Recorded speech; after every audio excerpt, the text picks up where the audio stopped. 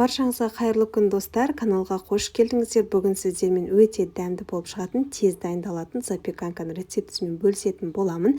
Міндетті түрде жасап көріңіздер. Ол үшін бізге жартылай майлы фарш қажет болады. Осының үстіне блендердан өткен пиязымыз бен сарымсағымызды салып алатын боламыз. Егер блендер жоқ болса, онда жаңағы ет тартқыштан өткізсеңіздер болады. Дәміне қарай тұзымызды және қара бұрышымызды қосамыз. Менде болмай қалды, сондықтан қоспадым.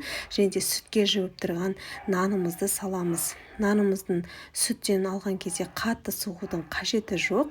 Кішкене ғана сығып, сүттен босатамыз да осылай фаршымыздың үстіне салып, жақсылап тұрып біркелкі болғанша араластырамыз. Кейін осылай видеода көрсетілгендей ұрғылайтын боламыз. Міндетті түрде осылай ұрғылап алыңыздар.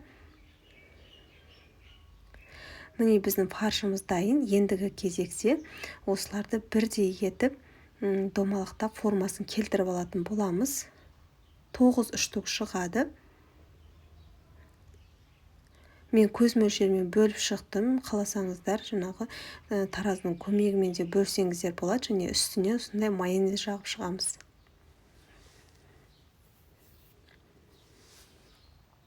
Біркелкі етіп барлығын үстіне майонез жағып алғаннан кейін үстінен қайнатылған сәбізімізді қойып шыққанбыз.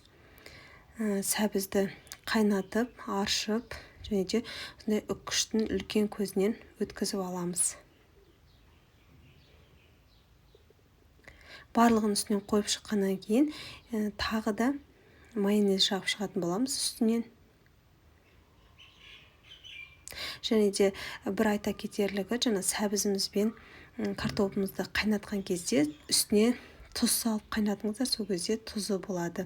Егер де тұз салуды ұмытып кетсеңіздер, онда тұз сеуіп жіберуді ұмытпаңыздар картоптан кейін.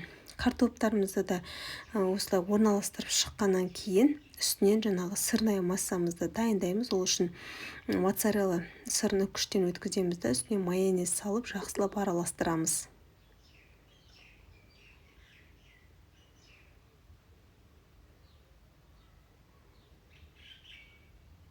Енді осы массамызды картоптың үстіне осылай қойып шығатын боламыз.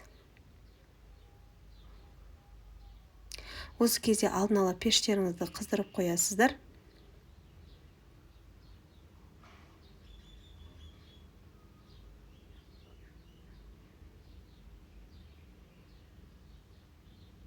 Міне осылайша барлығын үстіне қойып шығатын боламыз сырная массамызды. Және де достар, алдағы уақытта көптеген рецептермен бөлісетін боламын. Видео ұнаса лайк басып, комментарий жазып отырыңыздар. Және де каналға тіркелмеген болсаңыздар, тіркеліп алуды да ұмытпаңыздар.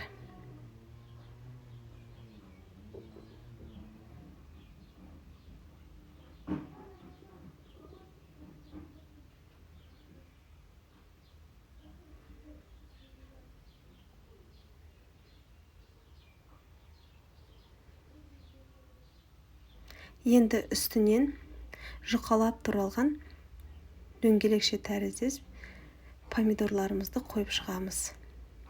Енді осыны 200 градус алдын ала қызып тұрған пеште 25-30 минут аралығында пісіріп аламыз. Енді өте дәмді болады. Міндетті түрде жасап көруге кеңес беремін. Осылайша пісіп шығатын болады. Өте тойымды. Және де ортасын түсіріп көрсете алмадым, себебі қонақтар келіп қалғандықтан. Міндетті түрде жасап көріңіздер.